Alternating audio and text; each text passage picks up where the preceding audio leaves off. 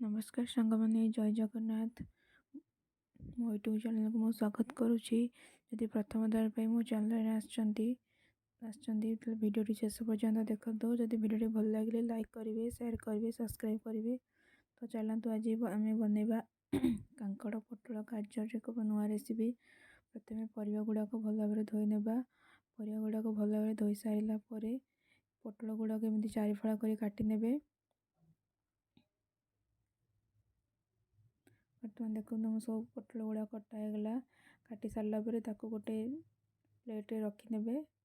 आम गाजर गाजर भी गाजर गुड़े भाव में काटी ने। बेसी मोटा करेंगे ना, बेसी पतला करेंगे। मीडियम साइज कर काटी ने। गाजर काटी सारा पर कांकड़ गुड़ी धोया रखाई। कांकड़ गुड़ी को काटी ने। सब सब कांकड़ गुड़ी को काटी ने।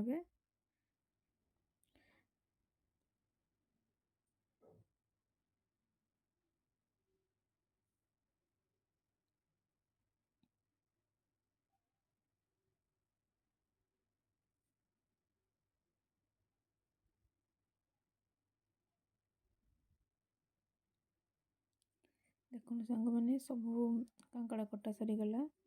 गोटे प्लेट रखी ने। गैस ऑन कर कड़े बसवा। कड़े कि अल्प तेल पकेवा। तेल गरम हो सारा पर जीरा जीरा शुखला लंका और बादाम गोटे भाजीदेवा। भाजी सारापर कटा रखाई पियाज टमाटो रसुण को देदेवा। टे भल भाव भाजी ने। देखो सांग मैंने कितने सुंदर देखा भल भाव भाजी ने। देखो कलर चेंज हो गला। तो आम गोटे गिन्ना काढ़ी ने। गोटे गिन्ना काढ़ी ने। गोटे गिन्ना काढ़ी सारापर ठंडा हाँवाई केस समय बाहर 10 ରୁ 15 मिनिट फैन पाखे कि फ्रिज रखीदे। कटाई रखी परिया गुड़ा को छाणी ने। प्रथम कांकड़ गुड़ी को छाणी ने भल भाव ओल्डे ने। दीपट साइड सीझापी गैस फ्लेम टाक हाई रखिए।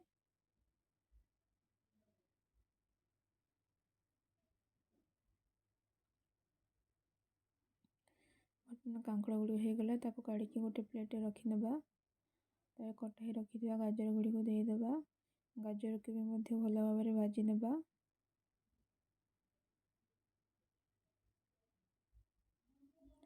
गाजर गुड़ी को होगला गाजर काढ़ी प्लेट रखीदे। लास्ट रे पोटल पकई छाणी ने।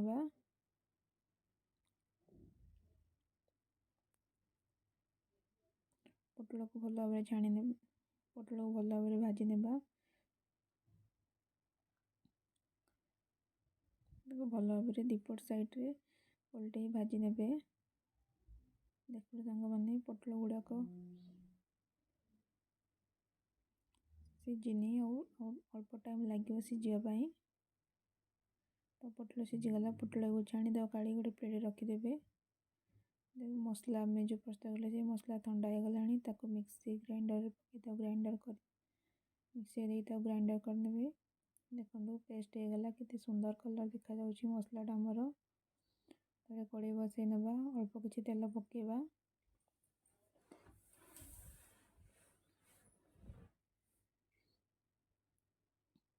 मसला अल्प किसी लुण और मसला गुंड और लंका गुंड हलदी देदेबा। भल भाव मसला को मिसईदेबा। रखी गरम छाड़ी अल्प जीरा पकईदेबा। जीरा फुटीगला जो मसला आम प्रस्तुत करते मसला टी देदेबा। अल्प टे पानी दे भल भाव फुटाई छाड़ीदेबा। फुटीगला मसला फुटीगला घोड़े 10 ରୁ 15 मिनिट घोड़े 10 ରୁ 15 मिनिट से मसला सीझापी छाड़ीदेबा। देखो मसलाटा सीझी आसला।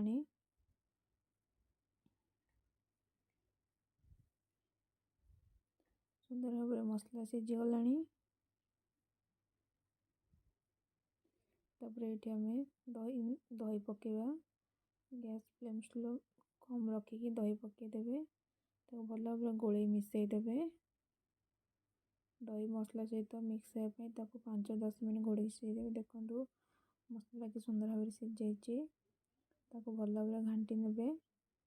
ତାପରେ ଛଣା ହେଇ ରଖିଥିବା ପରିବା ଗୁଡ଼ିକ ମସଲାରେ ପକାଇବେ। ଭଲ ଭାବରେ ଗୋଳେଇ ତାକୁ ମସଲା ଓ ପରିବା ଭଲ ଭାବରେ ମିଶାଇବା ପାଇଁ ତାକୁ 5-10 ମିନିଟ୍ ଘୋଡ଼େଇ ଦେବେ।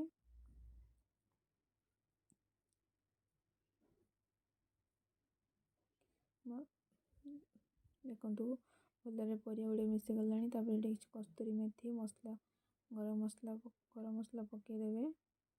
ତାପରେ ଟିକେ ଘୋଡ଼େଇ ଦେବେ। ଏବେ ଦେଖନ୍ତୁ କେତେ ସୁନ୍ଦର ଭାବରେ ଆମ ତରକାରୀ ତିଆରି ହୋଇଯାଇଛି।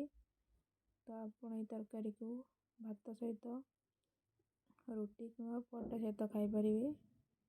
ଯଦି ଆମ ଭିଡ଼ିଓଟା ଭଲ ଲାଗିଲା ନିଶ୍ଚୟ ଲାଇକ୍ କରିବେ, ସେୟାର କରିବେ, ସବସ୍କ୍ରାଇବ୍ କରିବେ।